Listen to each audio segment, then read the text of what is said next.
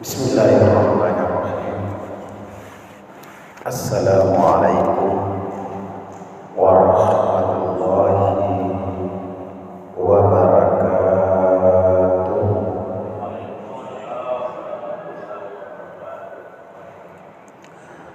Alhamdulillah. Alhamdulillahi rabbil alamin. Wassalatu wassalamu ala asrafil anbiya'i wal mursalin Sayyidina wa maulana Muhammadin wa ala alihi wa sahbihi ajma'in, amma ba'd. Wa qala ta'ala bil Qur'anil Karim, a'udzu billahi minasy syaithanir rajim. Bismillahirrahmanirrahim. Allazina iza asabatuhum musibah qalu inna lillahi wa inna ilaihi raji'un. Ulaika salawatu min rabbihim wa rahmah wa ulaika humul muhtadun. Qala aidan innallaha ma'as sabirin. Sadaqallahul alim. Alhamdulillah, kita kembali bersyukur kepada Allah Subhanahu wa taala. Alhamdulillah, di subuh yang ke-25 di bulan suci Ramadan ini kita masih dikarunia oleh Allah beribu-ribu nikmat, entah itu nikmat hidup, kesehatan tubuh, kesempatan, dan nikmat yang paling utama adalah nikmat iman dan Islam, sehingga kita melangkahkan kaki kita di tempat yang penuh berkah ini dalam rangka melaksanakan sholat subuh secara berjamaah dan mendengarkan nasihat-nasihat agama. Salawat dan salam kita kirimkan kepada Nabiullah Muhammad sallallahu alaihi wasallam, Nabi yang telah membawa umatnya dari alam kegelapan menuju ke alam terang benderang, atau dengan kata lain minadz-dzulumati ilan nur, dengan satu konsep ad-dinul Islam wal iman, agama Islam yang dilandasi dengan keimanan. Sidang jamaah subuh yang dimuliakan oleh Allah Subhanahu wa taala.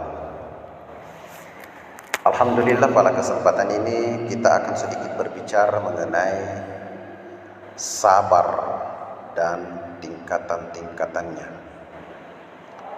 Di antara sikap yang sangat mulia dimiliki oleh seorang muslim adalah sifat sabar. Sifat sabar ini merupakan sifat yang mulia dan tertinggi, karena Allah akan memberikan pahala bagi orang-orang yang bersabar tanpa batas. Di dalam Al-Quran dikatakan, innama yu'affas sabiruna ajrahun bighairi hisab. Allah akan memberikan pahala atas kesabaran seseorang tanpa batas. Sidang jemaah subuh yang dimuliakan oleh Allah Subhanahu wa taala, karena hampir semua atau semua perintah-perintah agama yang diperintahkan kepada kita itu di dalamnya membutuhkan kesabaran. Salah satu contoh misalnya puasa itu di dalamnya butuh kesabaran. Kalau bukan karena kesabaran, tentu kita susah untuk melaksanakan ibadah puasa Ramadan, karena ada kebiasaan-kebiasaan yang kita tinggalkan manakala kita sedang berpuasa di bulan suci Ramadan. Mungkin di luar suci Ramadan, ketika kita kembali dari tempat kerja, kebiasaan kita di siang hari ya minum air atau makan, tapi itu kita harus bersabar meninggalkan semua itu. Kebiasaan kalau di luar bulan Ramadan bisa saja kita melakukan hubungan suami istri, tapi di bulan suci Ramadan meskipun itu adalah sesuatu yang halal, tapi di siang bulan Ramadan itu sesuatu yang dilarang dan diharamkan oleh Allah Subhanahu wa taala. Maka sikap sabar inilah merupakan sifat yang sangat mulia, dan hampir semua nabi-nabi itu diuji oleh Allah tujuan untuk menguji kesabarannya. Bagaimana dengan Nabi Ayub? Diuji dengan berbagai ujian, diuji dengan kekayaan, kekuasaan, kemudian diuji dengan kemiskinan, dan terakhir diuji dengan penyakit yang luar biasa dahsyatnya. Begitu pula dalam konsep kehidupan manusia ingin menggapai sebuah keberhasilan juga dibutuhkan yang namanya kesabaran. Sehingga ada pepatah mengatakan as-sabru miftahun najah. Sabar itu adalah kunci untuk meraih kesuksesan. Tidak ada kesuksesan tanpa dengan adanya kesabaran. Sidang jamaah subuh yang dimuliakan oleh Allah Subhanahu wa taala. Apa sih sabar itu? Sabar itu bukan bahasa Indonesia, itu dari bahasa Arab. As-sabru. Namun memiliki beragam pengertian. Sabar bisa berarti menahan diri, secara bahasa menahan diri. As-sabru. Itu pengertian secara bahasa. Sabar itu artinya menahan diri dan mengendalikan diri untuk tidak melakukan sesuatu yang dibenci oleh Allah. Itu sabar, jadi menahan diri dan mengendalikan diri. Itu kuncinya, menahan diri, tidak melakukan suatu kemaksiatan, menahan diri, tidak pergi misalnya sholat subuh, menahan diri. Misalnya menahan diri untuk tidak menghadapi godaan-godaan sehingga kita tetap melaksanakan sholat subuh meskipun banyak tantangan dan rintangan, godaan ngantuk, godaan mana lagi perjalanan, tapi ada sifat kesabaran. Makanya di dalam Al-Quran dikatakan innallaha ma'as sabirin, sesungguhnya Allah bersama dengan orang-orang sabar. Termasuk sabar ketika mendengarkan ceramah, penceramahnya lama sekali, sabar. Sabar itu bersama dengan Allah, itu bersama dengan orang-orang sabar. Innallaha ma'as sabirin. Berarti Anda akan diuji dengan kesabaran. Ketika Anda lolos dari ujian itu, maka Anda akan diberikan predikat sebagai orang-orang yang sabar, dan orang yang sabar itu akan bersama dengan Allah Subhanahu wa taala. Innallaha ma'as sabirin. Kemudian ada juga mengertikan sabar itu adalah kemampuan kita untuk mengendalikan segala kesulitan. Ini erat kaitannya dengan kehidupan kita di dunia ini untuk menggapai kesuksesan dalam suatu usaha atau suatu impian.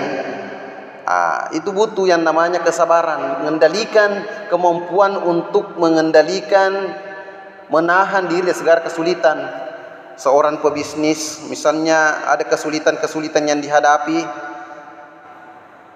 baik itu kesulitan dalam mengelola suatu usaha, tapi ada kesabaran. Seorang penuntut ilmu juga butuh kesabaran, karena di situ ada banyak kesulitan yang dihadapi, apalagi ketika kita harus meninggalkan kampung halaman, baru pergi ke kampung orang, misalnya masuk di pondok pesantren. Kesulitan yang paling banyak kita hadapi, meninggalkan orang tua, harus hidup mandiri. Itulah kesulitan-kesulitan semua yang dihadapi. Tapi ketika kita mampu melewati semua kesulitan-kesulitan itu, itulah yang namanya as-sabr miftahun najah. Sabar itu adalah kunci keberhasilan.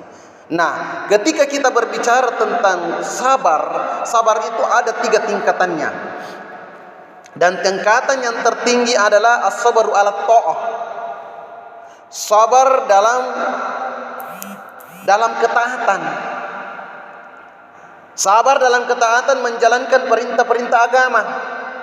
Salat subuh ini adalah as-sabru ala ta'ah. Kenapa sabar dalam ketaatan itu dianggap paling tinggi? Karena ada banyak pilihan. Contoh, salat subuh bisa saja kita nanti salat subuh di rumah misalnya, atau nanti salat subuh baru lanjut salat subuh, atau nanti selesai tidur baru lanjut, atau tidur dulu nanti selesai tidur baru salat subuh. Ada banyak pilihan. Makanya tingkatan yang paling tinggi juga adalah as-sabru ala ta'ah. Termasuk perintah sholat tahajud juga. Ketika melaksanakan sholat tahajud di saat orang lagi tidur nyenyak, kita malah bangun menghadapi tantangan dinginnya air, rasa kantuk, itu butuh kesabaran. Makanya sabar yang tertinggi adalah sabar dalam mentaati perintah-perintah agama. Sholat, puasa itu juga butuh kesabaran. menafkahkan harta kita di jalan Allah, itu ada banyak pilihan. Ketika kita ingin menafkahkan harta kita di maksudnya pembangunan agama, anggaplah di masjid atau pendidikan agama lainnya, tapi ada banyak pilihan. Bisa saja tidak usah menyumbangkan uang atau menyumbangkan harta kita di pembangunan masjid atau pondok pesantren, mending kita gunakan untuk beli baju baru misalnya. Tapi ketika kita mampu menahan semua itu, menahan diri, mengendalikan diri dari tindakan-tindakan yang dibenci oleh Allah, kita mampu melawan itu, maka itulah namanya tingkatan kesabaran yang tertinggi, as-sabru ala ta'ah. Apalagi dalam menjalankan perintah agama itu beda dengan perintah sholat, beda dengan kegiatan kita di dunia ini, pekerjaan kita di dunia. Kalau kita di dunia, kalau selesai bekerja, kita langsung melihat hasilnya. Misalnya kita kerja bangunan atau apa, selesai pekerjaan kita lakukan atau kewajiban kita sudah selesai, kita langsung lihat hasilnya. Tapi kalau pekerjaan mentaati perintah agama seperti sholat, puasa, itu tidak kita dilihat secara langsung. Andaikan misalnya selesai sholat langsung ada lihat hasilnya, apakah berbentuk finansial dan sebagainya, mungkin sebanyak orang yang pergi sholat tarawih, tidak ada yang alfa pergi sholat tarawih. Misalnya nanti yang pergi sholat tarawih akan diberikan 1 liter gula. Mungkin ada yang pergi sholat tarawih tapi niatnya bukan karena Allah, tapi niatnya karena lillahi as-sukar, karena gula. Tapi karena ada diuji kesabaran kita, makanya puasa itu disebut as-sahrus sabru. Bulan Ramadan ini merupakan bulan kesabaran, untuk bulan di mana kita mampu mengendalikan dan menahan diri dari segala hal-hal yang perbuatan yang dibenci oleh Allah. Ini. Kemudian sabar tingkatan yang kedua adalah as-sabru alal musibah. Sabar dalam menghadapi musibah. Nah, sabar ini merupakan tingkatan yang paling terakhir sebenarnya. Kenapa? Karena sabar dalam menghadapi musibah pilihan cuma 2. Sabar dan tidak sabar. Ketika misalnya tiba-tiba ada telepon, orang tua Anda meninggal dunia misalnya, sikap kita cuma 2, bersabar atau tidak sabar. Tidak banyak pilihan. Tapi ketika kita mampu bersabar dalam menghadapi musibah juga, Allah akan memberikan kita pahala. Sebagaimana di dalam Al-Quran dikatakan, ketika kita mendengarkan berita misalnya apakah orang tua kita meninggal atau kena musibah kebakaran atau banjir, apa kata Allah? Alladzina iza azabatuhum musibah, ketika kita ditimpa musibah, inna lillahi, kita ucapkan inna lillahi wa inna ilaihi raji'un. Jadi kata inna lillahi wa inna ilaihi raji'un itu sebenarnya bukan terkhusus ketika kita mendengar orang meninggal dunia, termasuk ketika kita kena musibah banjir, kebakaran, inna lillahi wa inna ilaihi raji'un. Sesungguhnya kita ini dari Allah dan akan kembali kepada Allah. Inna lillahi wa inna ilaihi raji'un. Alladzina iza asabatu musibah qalu inna lillahi wa inna ilaihi raji'un. Ulaika salawatu mir rabbihim wa rahma ulaika humul muhtadun. Dan ketika kita ditimpa sebuah musibah, sesuatu yang tidak menyenangkan, maka kita bersabar atas ujian itu, maka kelebihan yang kita miliki, kita akan mendapatkan 3 kemuliaan dari Allah Subhanahu wa taala. Allazina iza azabat musibah qalu inna lillahi wa inna ilaihi raji'un. Ulaika salawatu mir rabbihim. Allah, mereka akan disalawati oleh Allah. 1, disalawati oleh Allah, dan salawatnya Allah Subhanahu wa taala kepada hambanya itu adalah maghfirah, ampunan. Ketika kita kena musibah kemudian kita bersabar, maka kemuliaan pertama adalah Allah bersalawat kepada kita, dan salawatnya Allah kepada hambanya adalah maghfirah, ampunan. kita diampuni dosa-dosa kita. Kemudian warahmah, kemuliaan yang kedua adalah warahmah. Setelah kita disalawati, diampuni dosa-dosa kita, warahmah, kita diberikan rahmah, kasih sayang. Allah mengasihi kita. Rahmah, bukankah dalam kehidupan ini yang kita cari adalah rahmah, kasih sayang Allah? Singa itu, kenapa singa tidak memakan anaknya, padahal singa itu sangat kita kenal adalah binatang yang sangat puas karena adanya sifat rahmah, kasih sayang. Dan kita pun masuk di dalam surganya Allah itu karena rahmah. Tidak masuk surga seseorang kalau bukan rahmat Allah. Dan inilah yang diprotes sahabat suatu ketika Nabi mengatakan tidak akan masuk surga seseorang kecuali rahmat Allah. Ada sahabat memprotes, kalau begitu ya Rasulullah, untuk apa kita beribadah? Untuk apa kita beramal saleh kalau begitu? Apa kata Rasulullah? Rahmat Allah itu diundang melalui amal-amal soleh. Rahmat Allah tidak akan datang tanpa melalui dengan amal-amal soleh yang kita lakukan, termasuk ibadah solat kita, puasa kita. Itulah yang mengundang datangnya rahmat Allah. Kemudian setelah kita mendapatkan rahmat, mungkin ada juga sedikit saya kupas, rahmat ini juga terbagi dua. Makanya di dalam Bismillahirrahmanirrahim itu dengan menyebut nama Allah yang Maha Pengasih, Maha Penyayang. Maha Pengasih, dan dengan menyebut nama Allah yang Maha Pengasih lagi Maha Penyayang. Ar-Rahman itu adalah kasih sayang Allah yang bersifat umum. Artinya semua orang akan mendapatkan kasih sayang Allah. Rahmat Allah, termasuk singa tadi itu tidak memakan anaknya karena ada rahmah, itu namanya rahmah yang bersifat umum. Kalau kita lihat orang-orang kafir yang tidak taat kepada agama, tapi dilihat kehidupannya, dari segi kehidupan dia meningkat, dia cerdas, karena dia mendapatkan rahmat Allah, rahmat yang sifatnya umum, warahmah. Kemudian Ar-Rahim, rahmat Allah yang bersifat khusus, dan ini hanya kepada orang-orang yang beriman. Jadi rahmat Allah ada rahmat bersifat umum dan rahmat yang bersifat khusus. Dan kita akan mendapatkan, bagi orang yang bersabar atas ujian Allah, dia akan mendapatkan rahmat Allah yang bersifat umum dan mendapatkan rahmat Allah yang bersifat khusus untuk di akhirat. Kemudian yang terakhir, orang yang mendapatkan bersabar, warahmah wa ulaika humul muhtadun. Kemuliaan ketiga yang diberikan orang yang bersabar ketika ditimpa musibah adalah wa ulaika humul muhtadun, dan mereka adalah orang-orang yang diberi hidayah, dibimbing, diberi hidayah oleh Allah Subhanahu wa taala. Bukankah itu sesuatu yang sangat istimewa ketika kita dibimbing dan diberi hidayah oleh Allah?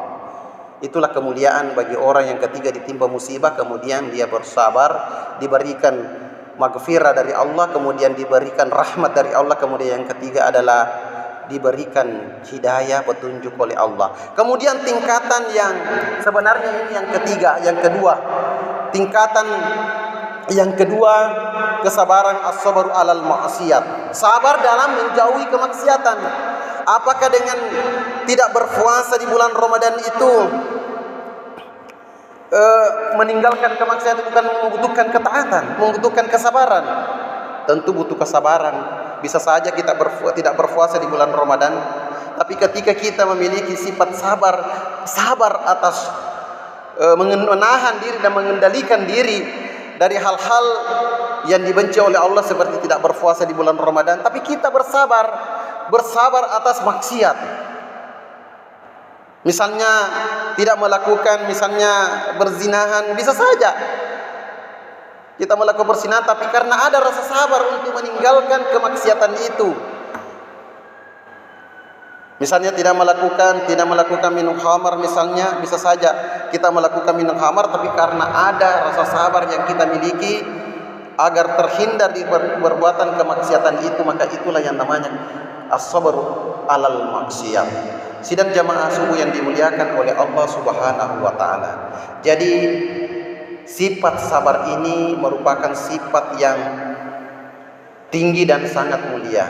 Kalau kita diberi sesuatu yang menyenangkan, kita bersyukur kepada Allah, mungkin pahalanya itu terbatas. Tapi ketika kita diberikan ujian, cobaan oleh Allah, musibah atau sabar dalam ketaatan, sabar dalam kemaksiatan, maka Allah akan memberikan pahala kepada kita tanpa batas.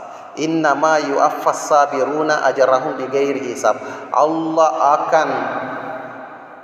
akan memberikan pahala bagi orang-orang yang sabar tanpa batas.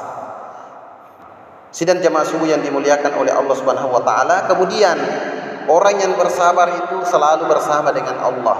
Innallaha ma'as sabirin, sesungguhnya Allah bersama dengan orang-orang sabar. Dan bukankah setiap nabi yang diutus oleh Allah itu diuji dengan kesabarannya? Dan kalau kita lihat sejarah, nabi itu banyak-banyak yang bekerja sebagai penggembala kambing. Kenapa sebenarnya penggembala kambing? Tidak pernah kita dengar ada penggembala kuda. Karena kambing itu binatang yang paling sulit untuk dikendalikan.